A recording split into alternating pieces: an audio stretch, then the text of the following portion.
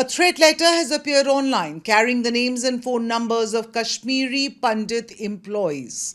Hours later, the Jammu and Kashmir administration tells Pandit staff to stay home. Security is tightened. The timing is difficult to ignore. Pakistan occupied Kashmir is witnessing deadly unrest. Balochistan is burning. Pakistan's opposition is mobilizing. Terror attacks continue to challenge Islamabad internally. And now another threat emerges against minorities in Kashmir. Is Rawalpindi trying to reopen the Kashmir front when Pakistan itself is under pressure? And after Operation Sindoor, would Islamabad really risk another misadventure? But first, let's tell you what's inside this threat letter to Kashmiri Pandits.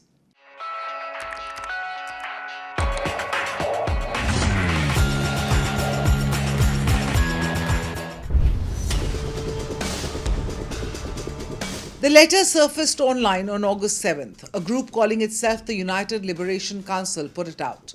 Security agencies believe it is a front for the resistance front, which, as we all know by now, is a front for Lashkar-e-Taiba. The letter named Kashmiri Pandit employees, 6 of them by name, with their phone numbers, with hints about their families. It warned them to change their ways. It singled out those working in the J&K Revenue Department, accusing them of helping with property matters. Now, the letter did not stop there. It also threatened Jammu. It also threatened the police. It said officers could be hit anywhere, anytime, because most of them live in the same village they patrol. Within days, the J&K administration acted. Pandit employees were told to work from home till August 25th. Security was increased around their homes. But for a community that has already been hunted for decades, an order like this does not calm nerves. It confirms them. This is not a one-off. On June 22nd, a policeman on Amarnath Yatra duty was shot in Anantnag. On July 31st, 2 migrant laborers from Chhattisgarh were killed at a brick kiln in Kulgam. Before that, there was Pahalgam in April last year. 25 tourists and a local guide gunned down an attack that pushed India and Pakistan into open military conflict. Civilians were hit every single time. Every single time, the target is chosen to maximize fear, not military damage. And terror groups do not pick timing by accident. So look at what else is happening right now. Pakistan is not in a comfortable place. Its economy is in tatters, POK is boiling, cities are paralyzed, elections boycotted. On the Western Front, clashes with the Afghan Taliban have flared up over militant safe havens. Pakistan army is fighting a war on one border and managing unrest on the other. All of these converge to create the field for a typical Pakistan playbook. Divert attention. Manufacture a crisis in Kashmir. Force India to react and change the narrative. Kashmiri Pandits know this pattern better than anyone. In 2022, 5 of their own were killed in a matter of months. The community fought hard for relocation. The government refused, offering safer postings instead. Now, in 2026, the same community, the same fear, the same demand to work from home. The question that the Kashmiri Pandit Sangharsh Samiti is asking is sharp. How did private employee data with names, phone numbers, department postings end up in a terrorist's hands? Was it a leak? Was it a lapse? Or was it handed over? Could this threat letter just be a hoax to create panic?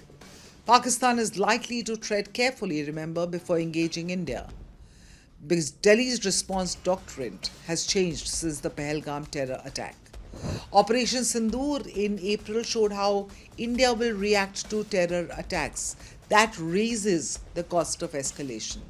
Pakistan-based groups may still attempt attacks, but Pakistan's establishment now knows another mass casualty strike could produce consequences well beyond the LOC.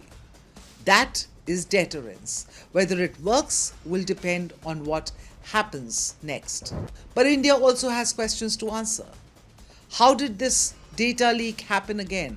Why does work from home keep becoming the government's default answer instead of long-term protection? And how many more threat letters will it take before Kashmiri Pandits get a permanent, durable sense of safety in the land that they call home? Pakistan may be trying to divert attention from its own fire. The question is whether India is willing to close the gap that lets a 6-name hit list travel from a government file to a terrorist's phone. Because until that gap is closed, the calendar might change, but such headlines will not. You're watching Times Access. I'm Aditi Prasad. Stay tuned and don't forget to click on the bell icon to subscribe and never miss an Access update.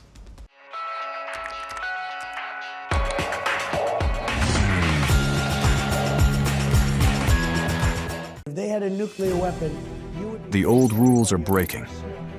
Alliances are shifting. Apologize again to the victims of the paedophile Jeffrey Epstein. Wars are redrawing maps. Oil routes can shake economies overnight. One election in America can impact markets in Mumbai. no tax on tips. One move by China can alter the balance in Asia. One conflict in West Asia can hit every Indian household. This is no longer a distant story. This is our story. Your story. Because for the first time in decades, India is not watching from the sidelines. India is rising. India is negotiating. India is balancing rivals. India is building military strength. India is shaping trade routes. India is becoming central to the new global order. And yet, most global news is still told through someone else's lens. Washington's lens, Beijing's lens, London's lens. But where is India's lens? Where is the platform that explains the world from our perspective? Welcome to India's Axis, a new destination for geopolitics, strategy and power seen through India's eyes. From Neighborhood Watch to the biggest global stories that matter to you. Why tensions in the Taiwan Strait matter to India. How one move by China can affect India's security. What turmoil in Pakistan means for regional stability.